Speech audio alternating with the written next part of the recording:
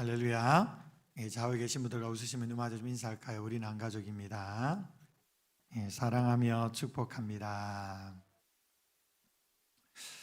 오늘 2부 예배 후에 직분자 선출이 있는데요. 우리 장로 2인, 안수집사 3인, 권사 8인을 선출하게 됩니다. 이렇게 교회가 직분자를 세울 수 있다는 것은 교회에 주신 하나님의 놀라운 축복이라 할 수가 있습니다. 이 시간 오늘 본문을 통해 그러면 직분자의 자세가 어떠해야 하는지 함께 말씀을 나누고자 합니다. 성경 본문을 들어가기 전에 우리 교단 헌법에서 교회의 직분에 대해 어떻게 정의하고 있는지를 우선 살펴볼 필요가 있습니다. 지난번 직분자 선출 공동의회 전에 설교했을 때도 이 부분에 대해 좀 나누었는데 다시금 상기시키는 의미에서 말씀을 드리고자 합니다.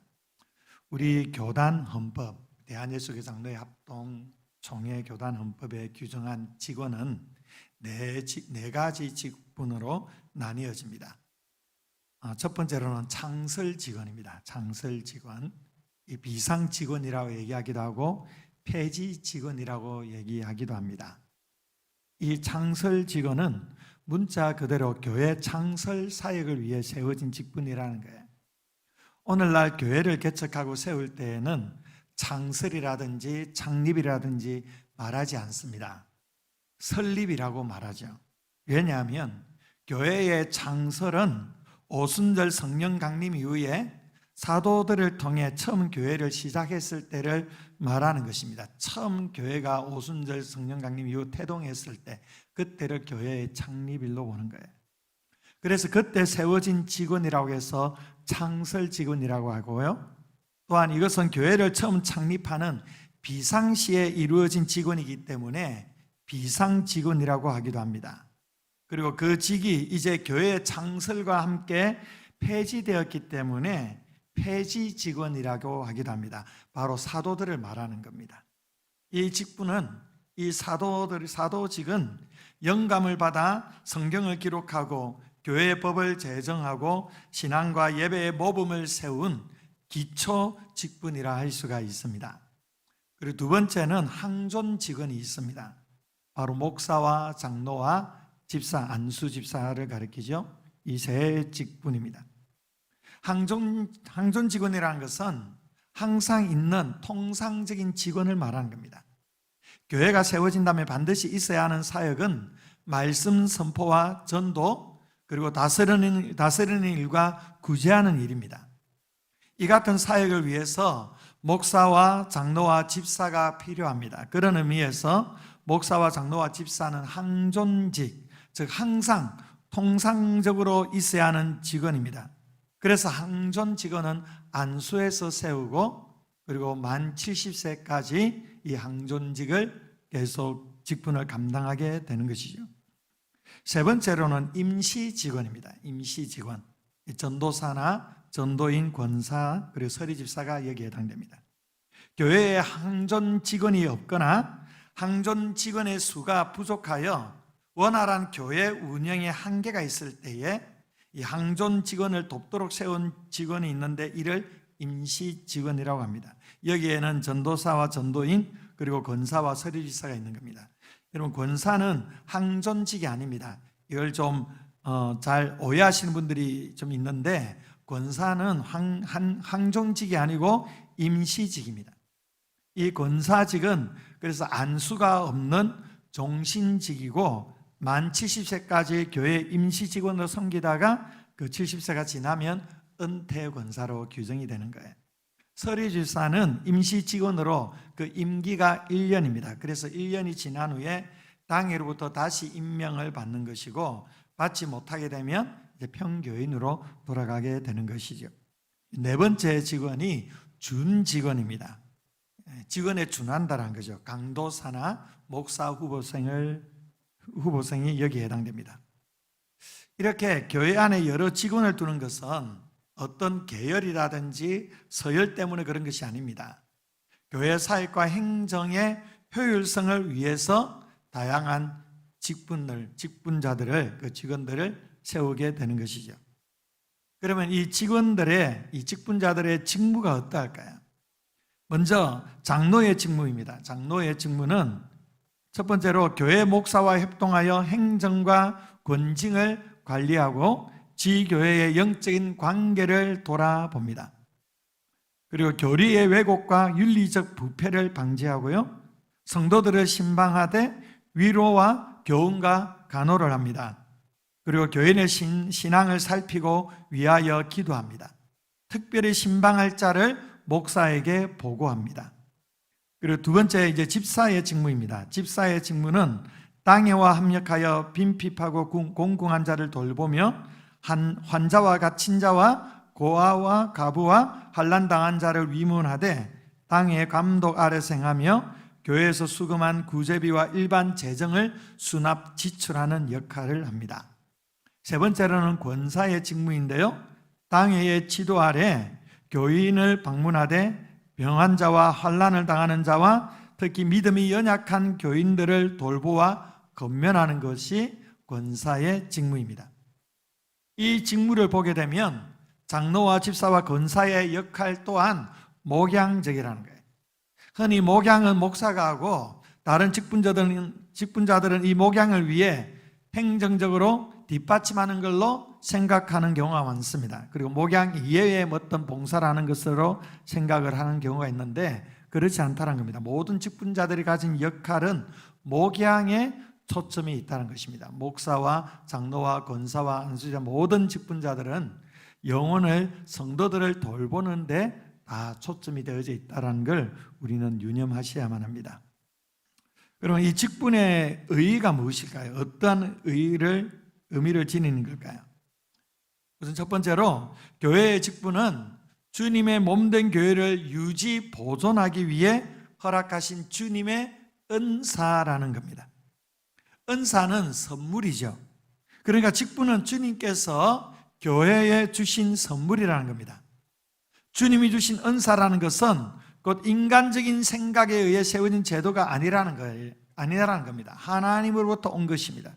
교회를 더욱 건강하게 세우기 위해 우리 각자에게 주신 선물이라는 걸 잊어서는 안 됩니다. 두 번째에 교회에 허락된 다양한 직분들은 내적 소명과 외적 소명을 요구한다는 겁니다. 내적 소명은 주님의 몸된 교회를 세움에 진정한 관심을 가지고 봉사하고자 하는 선한 마음, 그리고 그 열정들을 의미합니다. 마음에 주님의 몸된 자를 간절히 섬기고자 하는 그 소망이 있다는 겁니다. 그 마음은 하나님께서 선물로 허락하신다는 거죠. 외적 소명은 교회의 성도들이 그를 직분자로 부르고 그렇게 인정하느냐의 문제입니다. 이 소명을 확인하는 작업이 바로 이 개인에게 맡겨진 것이 아니고 교회 회중에게 맡겨졌다는 겁니다. 바로 직분자 선출을 통해서입니다. 각 성도들의 소명을 확인하는 일이 교회에 맡겨져 있다는 사실을 이해하는 것은 교회의 직분자 선출을 실행함에 있어서 매우 중요한 부분이라 할 수가 있습니다. 세 번째로는 교회의 직분은 어떤 경우에도 계급으로 인식되어서는 안 된다는 겁니다. 직분은 세상에서 보여주는 어떠한 명예를 제공하는 것이 아닙니다. 또한 개인적인 권력을 부여하지도 않습니다. 모든 직분은 상호관계 속에 놓여 있고 기능의 차이일 뿐입니다. 그럼에도 불구하고 지상교회 성도들이 이 직분에 대해서 계급적으로 서열로 오해를 하는 경우가 많습니다. 그래서 교회에 입교하면 일정 기간이 지나 서리집사 직분을 맡게 되고 일정 기간 지나면 안수집사, 그리고 일정 기간이 지나면 다시 장로가 될 수 있다고 생각합니다. 그래서 어떤 성도가 한평생 신앙생활을 했는데도 장로나 권사가 되지 못하면 신앙이 별로 좋지 않은 사람이라고 스스로 생각하는 경우도 있어요. 그러나 그것은 한국교회의 직분관에 문제가 있다는 증거입니다. 매우 잘못된 생각이죠. 우리 안에 이러한 의식을 깨트려야 합니다. 직분은 서열이 아닙니다. 각자 기능의 차이일 뿐입니다.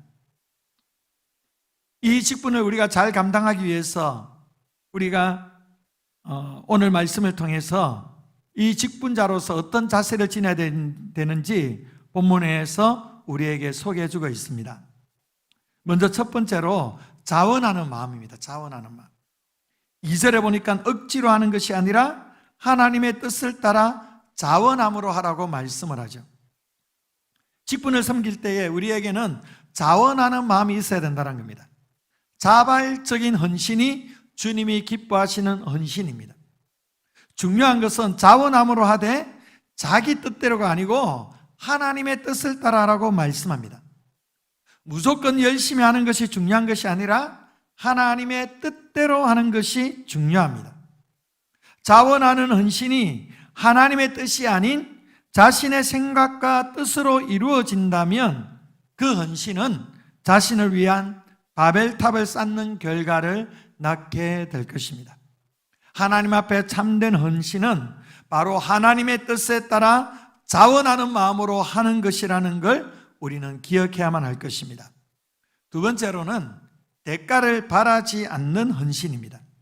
2절에 보니까 또한 더러운 이득을 위하여 하지 말라라고 말씀하죠. 더러운 이득이라는 것은 부끄러운 이득입니다. 추한 이득, 수치스러운 이득을 말합니다. 혐오스러운 욕심을 가지고 부끄러운 이득을 취하러 가지 말라는 것입니다. 그리스도의 이름으로 자신의 욕심을 채우고 그리스도의 이름으로 자신의 명예를 추구하고 그리스도의 이름으로 자신의 영광이나 성공을 추구해서는 안 된다는 것입니다. 우리는 헌신을 통해 어떤 대가를 바라면 안 되는 것입니다. 전적인 헌신이어야 합니다. 누가 인정하지 않아도 누가 칭찬하지 않아도 주님만 알아두시면 된다라고 생각하면서 기쁨으로 주님을 섬겨야 하는 것입니다. 우리의 헌신의 동기는 오직 하나님의 영광이어야 합니다. 하나님만 영광 받으시면 되는 것입니다. 하나님만 기뻐하시면 되는 것입니다. 이것이 바로 직분자의 자세라는 거예요. 세 번째로는 본이 되는 자세입니다. 3절에 보면 맡은 자들에게 주장하는 자세를 하지 말고 양무리의 본이 되라라고 말씀했습니다. 주님을 섬길 때에 주장하는 자세로 하지 말아야 합니다. 주장하는 자세라는 것은 군림하는 것을 말합니다. 어떤 권세를 가지고 사람들을 지배하는 것을 말하는 것입니다. 주인 행세하고 텃세 부리고 권력을 남용하고 오용하는 것입니다. 힘을 합당하지 않는 방법으로 휘두르는 것입니다. 직분자의 영적 권위는 주장하는 자세에서 나오지 않습니다. 본을 보이는 데서 나오는 것입니다. 여러분, 직분자들은 다른 성도들에게 본이 되는 삶을 살아야 하는 것입니다. 입으로 가르치는 것이 남는 것이 아니라 삶으로 가르치는 것이 남는 것입니다. 우리 예수님께서 그렇게 하셨습니다. 기도하라고 말하기보다 기도하는 모습을 보여주어야 합니다. 충성하라고 말하기보다 충성스러운 모습을 보여주셔야 합니다. 예배 생활이나 헌금 생활이나 봉사 생활이나 모든 부분에 있어서 직분자들은 본이 되어야 하는 것입니다. 그럼 어떻게 하면 가능하겠습니까?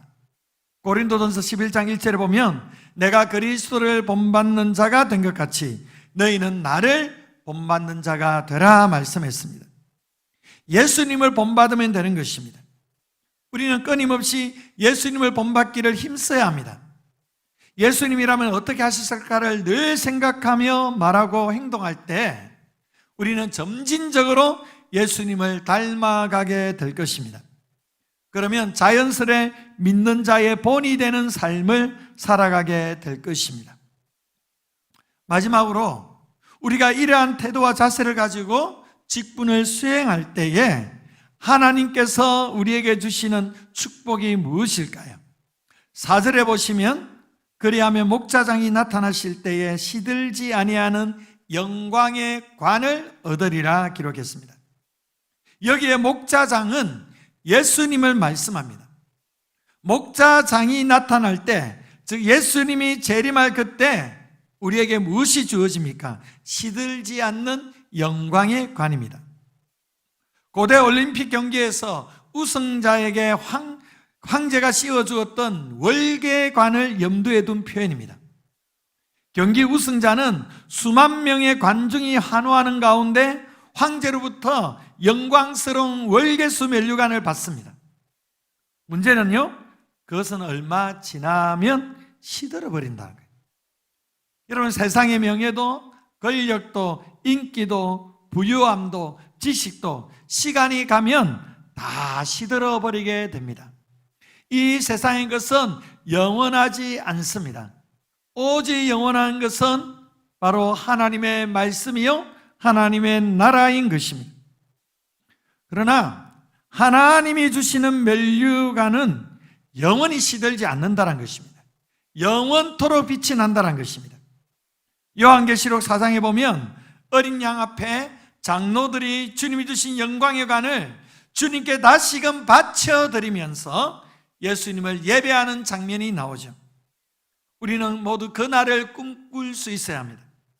직분자로서 주를 위해 충성스럽게 섬김으로 장차 주님 앞에 서게 될 때에 주님께서 우리에게 시들지 않는 영광의 관을 씌워 주실 것입니다. 그러면 우리는 그 영광의 관을 다시 벗어서 주님께 온전히 올려드리면서 구원하심이 보좌에 앉으신 하나님 어린 양께 있도다, 이렇게 찬양하는 그 날이 반드시 오게 될 것입니다. 우리는 그 날을 함께 꿈꾸시면서 내게 주신 맡은 직분 충성스럽게 감당하시면서 주님을 섬겨나가시는 우리 귀한 성도님들 되시기를 주의 이름으로 축원드립니다. 기도하겠습니다. 좋으신 하나님 감사합니다. 오늘 우리에게 말씀하여 주셔서 직분자로서 어떠한 자세로 어떠한 마음으로 주님을 섬겨야 할지 깨닫게 하심에 감사드립니다. 우리 안에 자원하는 열정이 있게 하여 주시옵소서. 아버지 하나님, 우리가 주장하는 자세가 아니라 섬기는 자세로 주님을 온전히 섬기게 하여 주시고, 아버지 하나님 또한 성도들의 본이 되는 귀한 믿음의 삶을 살게 하여 주셔서